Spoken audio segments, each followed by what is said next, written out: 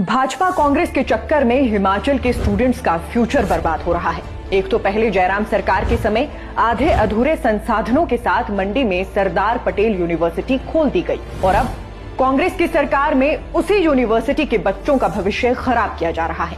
2022 में एसपीयू इसलिए बनी थी ताकि एचपीयू की तरह रिजल्ट में देरी ना हो, लेकिन हालात ये हैं कि अब यहाँ के स्टूडेंट्स की मुश्किलें और बढ़ गई हैं। बीए, बीएससी और बीकॉम के जिन बच्चों के पेपर क्लियर नहीं हुए, उन्हें इस बार मंडी, कुल्लू और लाहौल स्पीति जाकर परीक्षा देनी होगी।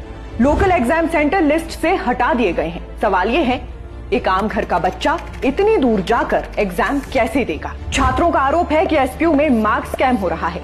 कई बार नंबर हमेशा 24 पर अटक जाते हैं और जब रीचेकिंग के लिए पैसे दिए जाते हैं तो 25 से 30, यहां तक कि 16 से सीधे 44 और 31 से 71 तक पहुंच जाते हैं। यानी पास होने के लिए पैसे देना एक मजबूरी बना दी गई है। एचपीयू ने पहले कहा था कि स्टूडेंट्स एक साथ 3 पेपर्स का री एग्जाम दे सकते हैं, जिस पर भरोसा करके कई बच्चों ने अगली क्लास ज्वाइन कर ली। बाद में पता चला कि ऐसा कोई नियम था ही नहीं और उनका पूरा साल बर्बाद हो गया।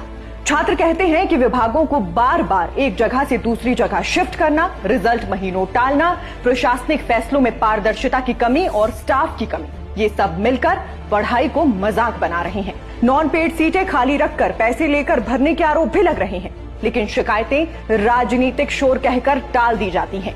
विडंबना ये है कि हिमाचल कभी शिक्षा की गंभीरता के लिए जाना जाता था और आज यहाँ के हजारों छात्र बेहतर पढ़ाई और समय पर रिजल्ट के लिए शिमला, चंडीगढ़, दिल्ली या विदेश तक जाने को मजबूर हैं। अगर सरकारें इसी तरह राजनीति का हथियार बनाकर शिक्षा को कुर्बान करती रहीं तो ये सिर्फ छात्रों के खिलाफ नहीं बल्कि समाज के खिलाफ भी साजिश होगी। इसलिए आप चाहे स्टूडेंट्स हो या ना हो, आपसे अनुरोध रहेगा कि प्रदेश के भविष्य के लिए अपनी आवाज उठाएं, जिम्मेदार लोगों को टैग करें और व्यवस्था परिवर्तन को नए मुकाम तक पहुंचाएं।